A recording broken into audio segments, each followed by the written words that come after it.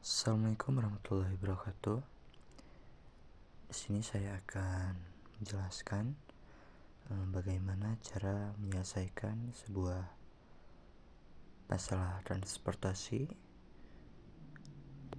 dengan menggunakan 3 metode awal, yaitu NWC, LC, dan PAM. Di sini terdapat 2 soal.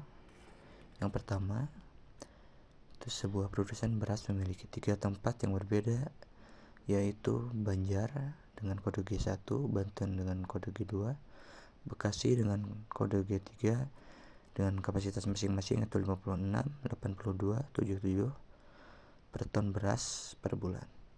Produk yang dihasilkan lalu akan dikirim ke 3 lokasi penjualan, yakni Manado dengan kode B1, Banten dengan kode B2, Bogor dengan kode B3 dengan permintaan penjualan masing-masing 102, 72,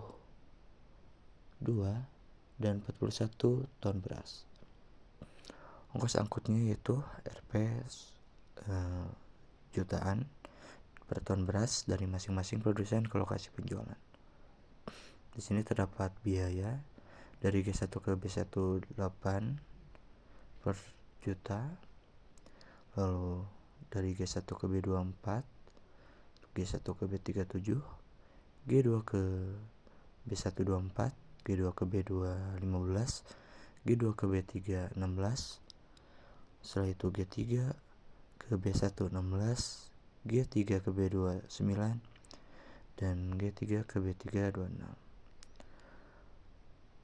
Untuk soal nomor 2, dijelaskan bahwa sebuah pabrik obat memiliki 3 tempat yang berbeda, yaitu Pemumpek dengan kode G1, Jambi dengan kode G2, dan Surabaya dengan kode G3 dengan kapasitas masing-masingnya yaitu 1.200, 600, dan 500 box obat per hari.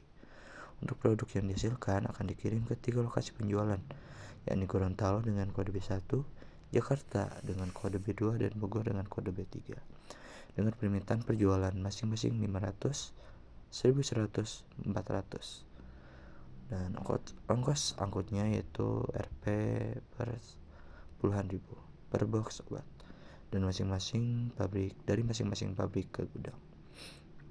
Untuk biayanya per 10.000 per box obat itu dari G1 ke B1 yaitu 16, G1 ke B2 9, G1 ke B3 7, G2 ke B1 24, G2 ke B2 15, G2 ke B3 8, dan yang terakhir G3 ke B1 16, G3 ke B2 8, dan G3 ke B3 29.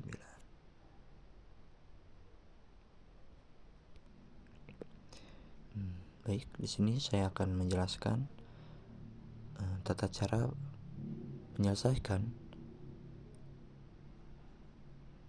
permasalahan di nomor 1, yaitu studi kasus pengiriman beras dengan 3 metode. Yang pertama adalah dengan metode Northwest Corner atau NWC, yaitu dengan tata cara dari ujung kiri atas ke ujung kanan bawah.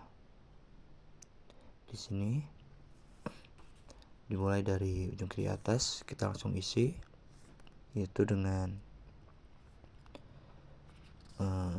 permintaannya itu 102, lalu kita mempunyai supply sebanyak 86, langsung kita masukkan ke paling kiri atas, lalu masih ada sisa yaitu 46, kita lanjutkan supply dari G2 ke B1 sebanyak 46, lalu demand yang B1 ini sudah terisi, kita lanjut ke kanan yaitu ke B2, kita masukkan dari supply sisa dari G2 yaitu sebanyak 36, lalu supply dari G2 itu sudah terpenuhi, lanjut ke demand yang selanjutnya, permintaannya masih membutuhkan sebanyak 36, lalu kita masukkan dari supply G3 ke B2, masukkan 36, maka demandnya sudah terpenuhi, 36 tambah 36 sama dengan 72. Lalu sisanya 77 dikurang 76 itu 41 sesuai dengan demand dari B3 yaitu sebanyak 41 dan dihasilkan 215. Supply dan demand sudah terpenuhi. Setelah itu kita operasikan 56 dikali 8 lalu 46 kali 24 36 kali 15 36 kali 9 dan yang terakhir 41 kali 26. Lalu setelah dijumlahkan ditambahkan didapatkan hasilnya itu 3476. Lalu dikalikan dengan jutaan karena tadi di awal dijelaskan bahwa ini adalah jutaan persatuannya, maka kita kalikan juta dan akhirnya menghasilkan sebanyak 3.476.000.000 rupiah untuk Northwest Corner. Lanjut kepada yang metode kedua yaitu metode least cost. Metode least cost ini adalah metode yang digunakan atau diselesaikan dengan alokasi termurah sesuai namanya least cost. Pertama-tama kita cari biaya termurah. Dapatkan biaya termurah itu adalah ada di sini sebanyak 4, biayanya hanya sebesar 4. Lalu kita isikan supply ke B2 dari G1 56 karena termurah. Lalu supply-nya sudah terpenuhi. Setelah itu kita cari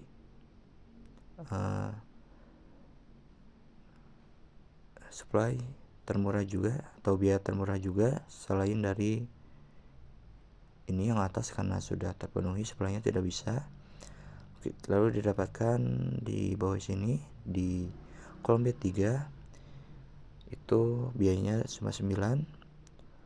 Lalu kita isikan supply dari G3 dengan sisanya 72 dikurangi 26 sehingga 16. Kita supply ke B2 sebanyak 16. Setelah itu demand dari B2 terpenuhi. Di sini sudah tidak bisa diisi. Setelah itu kita cari lagi dengan biaya terendah. Itu ada di sebelah sini. Di kolom B3 biar terendahnya itu 16. Kita supply dari G2 ke B3 sebanyak 41 karena di sini hanya membutuhkan 41. Setelah ini selesai, kita cari yang termurah. Ternyata di sini ada 2 yang termurah. Lalu kita bisa mengisikan supply sisa dari pengiriman ke B2 tadi itu sebanyak 61 dan sisa dari G2 sebanyak 41. Maka demand dan supply-nya terpenuhi. Setelah itu kita lanjutkan ke perhitungannya total biayanya. Kita operasikan perhitungannya. Tadi ada didapat 56 dikali 4, lalu ada 41 dikali 24, 41 kali 16, 61 kali 16 dan ditambah terakhir 16 kali 9. Dan didapat hasilnya itu sebanyak 2.984 dan jika dirupiahkan dikali 1 juta menjadi 2.984.000.000 rupiah. Lalu kita ke metode terakhir yaitu PAM atau Pogiel Approximation Method atau PAM. PAM ini kita dapat operasikan dengan cara mencari penalti. Penaltinya terbesar. Penalti adalah selisih antara biaya dari baris dan kolom. Biaya terbesar. Selisih terbesar dari biaya baris dan kolom yang didapat dari biaya terendah kedua dan selisih dari biaya terendah kedua dan pertama. Yaitu di sini ada 7 kurang 4. lalu 16 kurang 5 dan seterusnya, dan dihasilkan selisih terbesarnya itu ada 9 di B3. Maka kita supply dari G1 ke B3 dengan sesuai demandnya yaitu hanya 41, kita supply ke sini.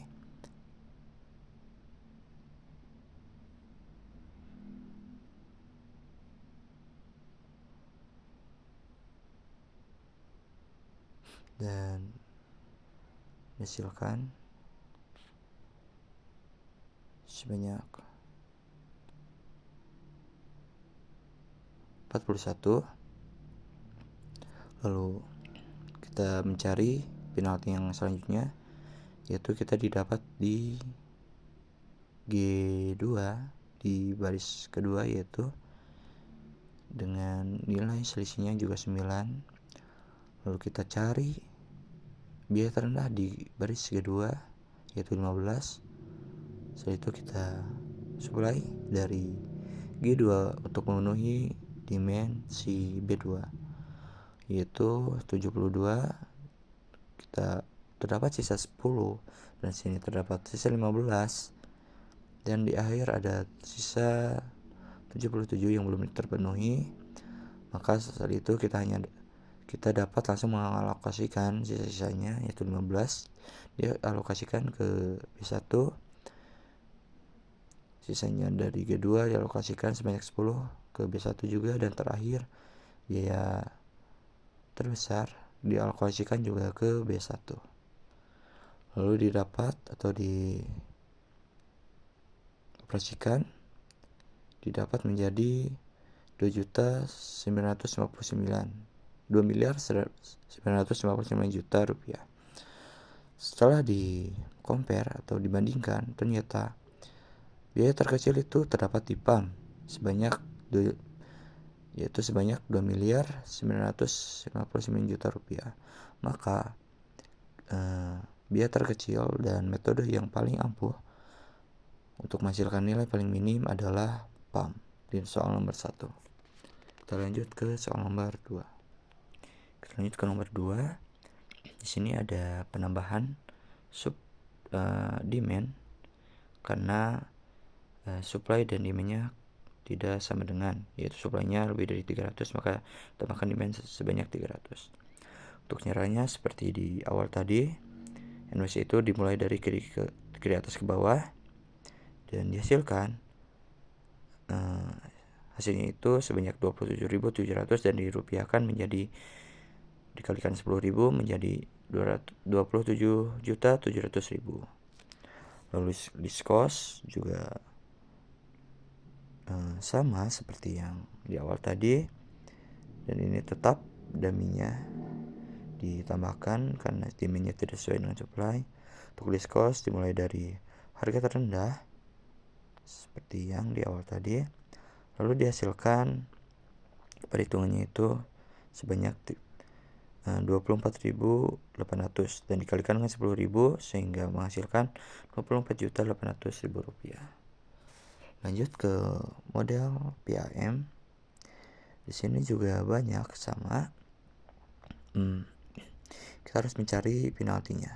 Dimulai dari penalti pertama itu didapatkan selisihnya terbesar itu 8 di G2, maka kita supply sebanyak 300 di dummy karena biaya terendah. Lalu lanjut ke penalti kedua, yaitu di G3 dengan alokasi terbesarnya terendahnya di 500 di biaya 8. Kita alokasikan 500 sampai selesai seperti yang di awal tadi, sehingga hasil yang didapatkan adalah sebesar 20.500 dan dikalikan dengan 10.000 setelah puluhan ribu menjadi 20.500.000. Ini hasilnya. NWC adalah 27.700, LC itu 24.800 dan PAM 20.500. Maka biaya terendah adalah 20.500.000 yang digunakan atau menggunakan dengan metode PAM. Cukup sekian penjelasan 3 metode, yaitu NWC, LC, dan PAM.